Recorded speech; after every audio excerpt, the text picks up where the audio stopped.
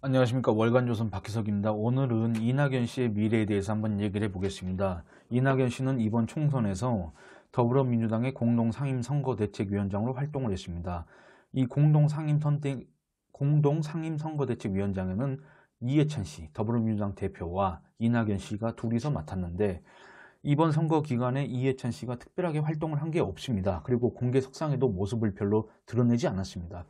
그래서 사실상 이낙연 씨가 단독 선거대책위원장으로서 이번 선거를 진두지휘했습니다. 이번 총선에서 더불어민주당이 압승을 한데 이낙연 씨의 기여도가 얼마나 되는지 모르겠습니다. 명목상으로는 이낙연이라는 사람을 간판으로 걸고 더불어민주당이 치른 선거에서 압승을 했기 때문에 어쨌든 이낙연 씨의 공로는 어느 정도 인정을 해줘야 되지 않을까, 그런 생각을 해봅니다. 그러면 결국은 이제 총선이 끝났으면 앞으로 남은 선거는 뭐가 있습니까? 대선입니다. 대선은 2022년 예정대로 진행된다면 2022년 3월에 있습니다. 그래서 이낙연 씨는 이 대선을 향해서 이제 갈 수밖에 없는 상황이 됐습니다. 왜냐하면 스스로도 이제 대권의 꿈이 있는 것 같고, 그다음에 원체 지금 여론조사 결과상으로 보면은 압도적인 지지율을 기록하고 있지 않습니까? 지금 대략 여론조사 결과를 종합을 해보면 평균적으로 한 30% 정도 기록을 하고 있습니다. 2위는 이재명 경기도지사 12%, 13% 정도. 그다음에 3위는 황교안, 당시 이제 미래통합당 대표였는데 지금은 이제 어떻게 바뀌었을지 모르겠습니다. 지금 당시에는 지지율이 9% 정도 됐습니다. 그러니까 이 2등과 3등과 너무 차이가 나는 압도적인 격차를 벌리고 있기 때문에 이낙연 씨한테 남은 건 당연히 이제 대권 도전밖에 없지 않습니까? 근데 여러 가지 장애물들이 있습니다. 그래서 이낙연 씨의 미래가 그렇게 밝지 않다.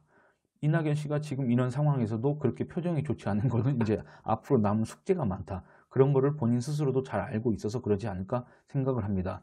이낙연 씨는 이제 대선에 도전하기 위해서는 더불어민주당 당내의 기반을 확보해야 됩니다. 당권을 잡으면 좋겠지만은 그게 안 된다고 하더라도 최소한 자기가 개파 수장으로서 활동할 수 있는 그 영역을 확보를 해야 됩니다. 근데 지금 현재 더불어민주당 내에는 이낙연계라고 할 수 있는 사람은 한 명밖에 없습니다. 자기의 과거 지역구를 물려받은 이계호 의원 한 명뿐입니다. 그래서 이낙연 씨는 자기의 약점을 스스로도 이렇게 인정을 했습니다. 관훈클럽 토론회에 나와서 뭐라 그랬냐면, 문바 같은 열성 지지층, 그러니까 문재인 대통령 지지층 있지 않습니까? 이런 문바 같은 열성 지지층이 없다는 그런 질문에 대해서 열린우리당에 동참하지 않았던 소수파 출신은 한계가 여전히 남아있다고 생각한다, 이렇게 얘기를 했습니다. 그러니까 이낙연 씨 스스로도 얘기한 것처럼 이낙연 씨는 노무현 정부 시절 여당이었던 열린우리당의 친노들이 만들었던 열린우리당에 참여하지 않았습니다. 그대로 민주당에 남아있었습니다. 그리고 그 친노에서 분화돼가지고 따로 떨어져 나와서 다시 세력을 키운 친문이라는 세력이 지금 현재 더불어민주당 내 주류로 자리 잡고 있지 않습니까? 그러니까 이낙연 씨는 이 친노하고도 거리가 멀었는데 이 친문과는 얼마나 더 거리가 멀겠습니까? 이 이낙연 씨와 친문, 이 둘이서 얼마나 생각이 다른 사람들인가는 최근에 조국 사태에 대한 이낙연 씨 발언에서 충분히 알 수 있습니다. 문재인 대통령은 분명히 조국 전 법무부 장관 조국 씨에 대해서 이렇게 얘기했습니다. 마음의 빚이 있다, 이렇게 얘기했습니다. 그래서 그에 대해서 이제 질문을 하자 이낙연 씨는 저는 그런 마음 상태는 없다. 그러면서 우리 사회와 공정을 지향하는 시민들께 많은 상처를 줬고 당에도 많은 과제를 준 일이라고 생각한다, 이렇게 얘기했습니다. 조국 사태에 대해서. 근데 여러분들 보시면 더불어민주당 내에도 이번에 조국 수호를 외쳤던 자들이 후보자로 나와가지고 선거에서 당선이 됐고, 더불어시민당과 그 다음에 열린민주당에도 조국 수호를 외쳤던 자들이 다 이번에 뭐 비례대표로 국회에 입성하게 돼 있지 않습니까? 그러니까 이 당내 주류 세력과는 전혀 다른 지금 생각을 하고 있는 사람이 바로 이낙연 씨란 얘기입니다. 그러면 이낙연 씨는 앞으로 자기의 당내 기반을 어떻게 확보할 수가 있겠습니까? 이낙연 씨는 이걸 해결하기 위해서 먼저 이번 선거 기간에 후보자들의 후원회장을 맡았습니다. 대략 한 30명이 넘었던 걸로 기억을 하는데 이 중에서 한 20명가량이 이번에 당선이 돼가지고 국회에 들어가게 됐습니다. 근데 이 사람들이 국회에 들어가게 된다면 이낙연계로 활동하겠습니까? 그건 아니라고 생각합니다. 왜냐하면 이 사람들은 이미 그 공천을 받게 될 때 그 나름대로의 연줄과 배경에 의해서 공천을 받았지 않습니까? 그러면 이걸 무시할 수가 없는 겁니다. 그리고 설사 이 사람들이 그런 걸 무시하고 이낙연 씨한테 간다고 하더라도 이게 과연 진정한 이낙연계, 마지막까지 이낙연 씨한테 충성을 하고 죽음까지 각오하면서 이낙연 씨를 대통령으로 만들 수 있는 그런 의지가 있는, 능력이 있는 사람들이니까 그건 또 다른 문제라고 생각을 합니다. 아니 그러니까 이낙연 씨가 지금처럼 어떤 차기 대권주자 지지율 1위라는 걸 계속 기록하면서 미래의 가능성을 보여준다면 뭐 다수 의원들이 모여서 이낙연계를 형성할 수도 있겠지만 그 이낙연계라는 게 우리가 지금 이 계파라고 생각하는 뭐 친박, 뭐 친노, 친문 이런 것처럼 아주 그 소위 말하는 그 주군을 모시는 결속력 강한 그런 집단인가? 거기에 대해서는 좀 의문이 있다는 얘기입니다. 그래서 과연 그 계파가 그 정도의 이낙연 씨를 대통령으로 만들 수 있을 만큼의 힘이 있을까? 그런 생각이 듭니다. 그리고 소수이지 않습니까? 더불어민주당 주류 세력인 친문의 지지 또는 승인이 없으면 이낙연 씨는 당내 기반을 확보하기가 어렵고 결국엔 대권 주자로 나가기도 어렵다는 얘기가 됩니다. 그래서 지금 이낙연 씨한테 남은 숙제는 이 친문의 지지, 승인을 어떻게 얻느냐, 그래서 당내 기반을 어떻게 확보하느냐, 이게 문제인 겁니다. 그러면 여러분들 상식적으로 친문의 지지를 받으려면 어떻게 해야 됩니까? 친문의 생각에 동조를 해야 됩니다. 동조를 해야 하는데 이 친문은 어떻습니까? 어떤 평가를 받습니까? 급진적이고 과격하고 극단적이라는 평가를 받지 않습니까? 이 사람들은 80년대에 대학교를 다니면서 소위 학생 운동을 했다고 자처를 하고 있습니다. 그 학생 운동의 목표가 뭐였는지 모르겠지만 어쨌든 이 사람들은 자기들을 소위 말하는 민주화 운동을 했다고 얘기를 하는데 이낙연 씨는 그런 어떤 운동과 경력이 없는 사람입니다. 이 신문사 기자로서 이 동교동계를 출입하다가 정치권과 연이 닿아가지고 정치권에 이제 입문하게 된 사람인데 이런 어떤 배경이 다르고 그다음에 이념 성향이 다르고 그다음에 이 친문과는 거리가 애초부터 먼 사람이다 보니까 도대체 어떻게 해야 되겠습니까? 그러면 친문의 생각에 동조를 한다? 이렇게 될 경우에는 이낙연 씨가 그나마 국무총리로서 문재인 정부의 국무총리로서 쌓아온 긍정적인 이미지라는 게 있지 않습니까? 비교적 합리적이다. 비교적 온건한 성향이다. 비교적 말이 통한다. 비교적 야당과도 일정 부분 협치를 하지 않을까? 이런 기대감 때문에 이낙연 씨의 지지율이 높다고 생각을 하는데 이런 것들을 순식간에 잃어버릴 수도 있는 그런 상황이 된다는 겁니다. 친문과 손을 잡았을 경우에는. 그러면 이낙연 씨가 설사 이제 친문의 지지 또는 승인을 얻어서 당내 기반을 확보하고 한다고 하더라도 대선 주자로 나갈 수가 있느냐? 이건 또 다른 문제입니다. 여러분 지금 이낙연 씨가 그렇게 이제 높은 지지율을 기록하는 이유는 가장 큰 이유는 아마 그겁니다. 범여권에는 지금 대선 주자가 별로 마땅치 않습니다. 아까 말씀드렸다시피 이낙연, 이재명 이 두 사람 정도가 있을 뿐입니다. 근데 이재명 씨는 이 친문과는 전혀 거리가 먼 사람입니다. 어떻게 보면 원수입니다. 원수.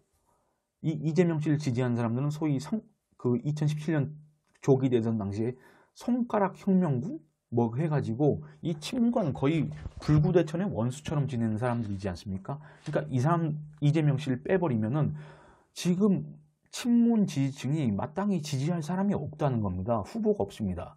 근데 이런 상황에서 만약에 이낙연 씨를 지지하고 있었는데 친문 적자가 나타난다면, 그러니까 소위 말하는 이낙연 씨는 친문의 적자가 아니지 않습니까? 친문도 아니고 그냥 비유를 하자면 어디서 이제 대를 잇긴 이어야 되니까 양자로 데리고 왔는데 만약에 적자가 태어나면 어떻게 양자의 입장이 어떻게 되겠습니까? 아주 곤란해지지 않겠습니까? 그러면은 만약에 조국, 김경수, 유시민, 이광재 이런 어떤 친노, 친문 적자가 대선판에 끼어들게 된다면 이낙연 씨는 어떻게 되겠습니까?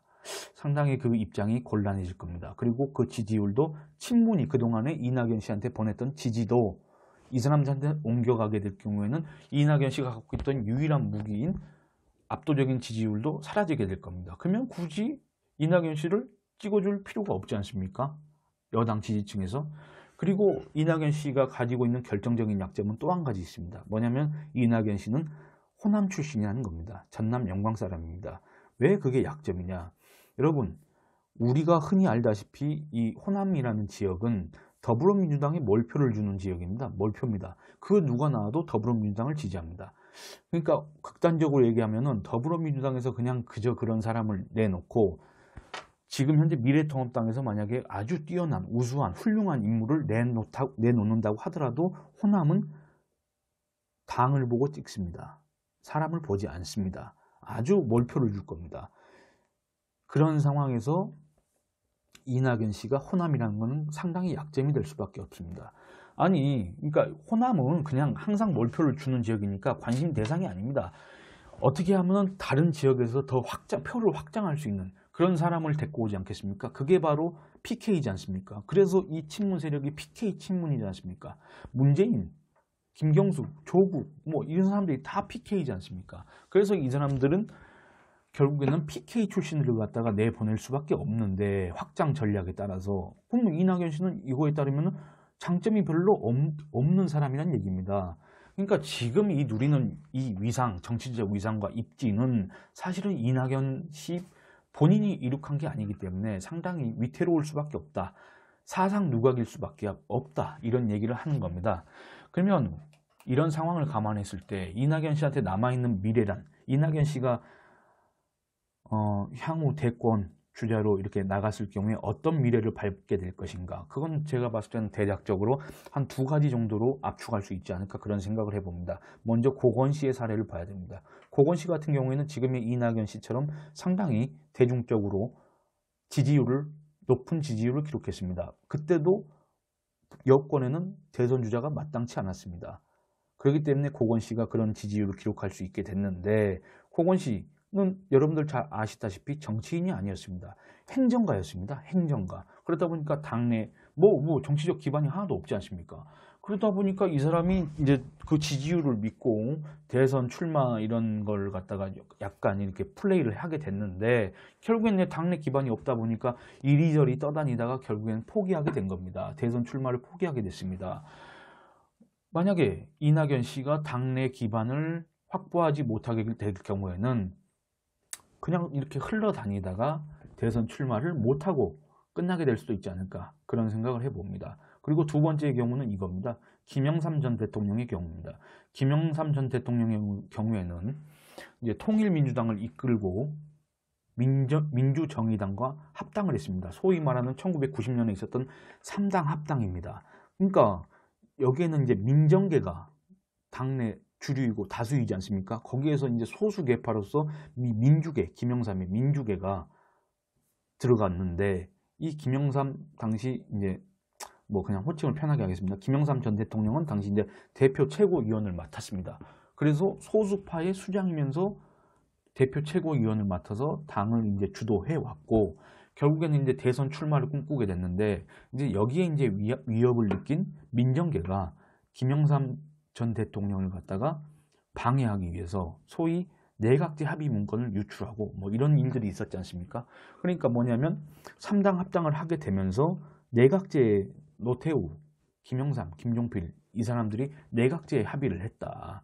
그러니까 민정계는 자기들한테 마땅한 대선 주자가 없기 때문에 이 내각제를 이뤄가지고 굳이 김영삼 이런 사람이 정권을 잡지 않아도 자기들 다수인 자기들이 이 이제 정권을 좌지우지하겠다 이런 생각을 갖고 있었는데 김영삼 전 대통령 같은 경우에는 특유의 위기 돌파력, 정치력을 발휘해가지고 자기가 분명히 위기에 몰렸는데도 이거를 뒤집어 엎어버립니다. 반전을 시켜버립니다. 그래서 결국에는 민정계의 박철원, 박태준, 이종찬 이런 사람들이 나가 떨어지게 됩니다. 그래서 결국에는 이제 김영삼 당시 이제 민자당 대표 최고위원이 그 당의 대선 후보로 선출되고 결국엔 그의 대선에서 이기게 됩니다. 이런 식으로 해서 이제 정권을 차지하게 됐는데 이런 사례들을 봤을 때 과연 이낙연 씨의 미래는 어떻게 될까? 저도 솔직히 궁금합니다. 이낙연 씨가 과연 김영삼 전 대통령의 경우처럼 그런 모험정신, 정치력,